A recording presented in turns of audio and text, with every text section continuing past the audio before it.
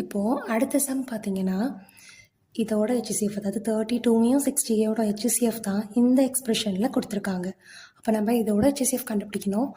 HCF கண்டுபிடிக்கிறதுக்கு இதுக்கு வந்து நம்ம என்ன செய்கிறோம், யூக்ளிட் டிவிஷன் அல்காரிதம் மெத்தட் வந்து யூஸ் பண்ணுறோம். ஏன்னா இங்கே 3 சம்மில் எக்ஸ் மட்டும் கண்டுபிடிக்க சொல்லியிருந்தாங்க. ஸோ 1 யூஸ் பண்ணியிருந்தோம். எப்படி வேணால் HCF கண்டுபிடிச்சிருக்கலாம் போன சம்மில். இங்கே எக்ஸு ஒய் ரெண்டுத்தையுமே கண்டுபிடிக்கணும். அப்போ நம்ம என்ன செய்யணும், யூக்ளிட் டிவிஷன் அல்காரிதம் போடுறோம். அது எப்படின்னு சொல்கிறேன் பாருங்கள்.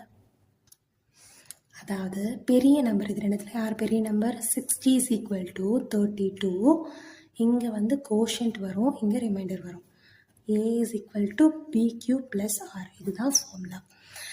இப்போ 60யை நம்ம என்ன செய்யணும், 32ஆல் டிவைட் பண்ணால் எவ்வளோ கோஷன்ட் வருது ரிமைண்டர் வருதுன்றது எழுதணும். இப்போ 60 32ஆல் போடுறோம். ஓகேவா, நம்ம வந்து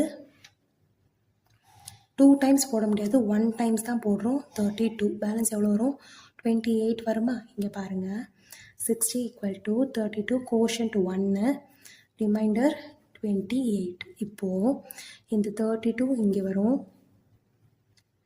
ரிமைண்டர் இங்கே வரும் 28. 32வை 28ஆல் டிவைட் பண்ணால் 1 டைம்ஸ் 28 பேலன்ஸ் 4 வருமா. இங்கே கோஷன்ட் 1 ரிமைண்டர் 4. இப்போ இந்த 28 இங்கே வரும், 4 இங்கே வரும். 4 7s are 28, 0 வந்துடுச்சு. இப்போ இந்த 4 தான் நமக்கு யார், HCF. இந்த யூக்ளிட் டிவிஷன் மெத்தட் உங்களுக்கு கொஞ்சம் புதுசாக இருக்கும். பட் 10th ஸ்டாண்டர்டில் இந்த மெத்தட் தான் கொடுத்துருக்காங்க. யார் பெரிய நம்பரோ அவங்கள போட்டிருக்கோம், டிவைட் பண்ணோம், கோஷன்ட்டை இங்கே எழுதுறோம், ரிமைண்டரை இங்கே எழுதுறோம். ஏன் இந்த சம்முக்கு இந்த மெத்தட் யூஸ் பண்ணுறோன்னா, இந்த எக்ஸ் ஒய் ரெண்டுத்தையுமே கண்டுபிடிக்க சொல்லியிருக்காங்க இல்லையா, ஸோ அதனால்.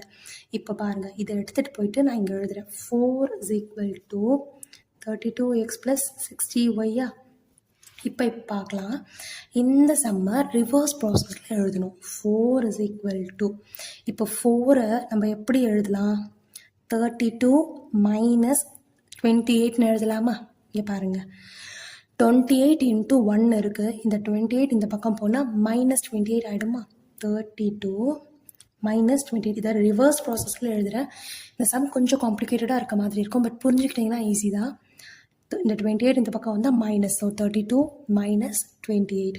இப்போ அடுத்த ஸ்டெப்பில் 4 is equal to 32 minus இந்த 4க்கு பதிலாக இதை எழுதணும். இப்போ இந்த 28க்கு பதிலாக 60 minus 32 அப்படின்னு நான் எழுதுறேன். பாருங்கள், இந்த 4க்கு பதிலாக இந்த 28 இந்த பக்கம் போச்சுன்னா 32 minus 28ன்னு எழுத மாதிரி. இப்போ இந்த 28க்கு பதிலாக 60 minus 32, இந்த 32 இந்த பக்கம் போனால் -32, 60 minus 32. இப்போ இந்த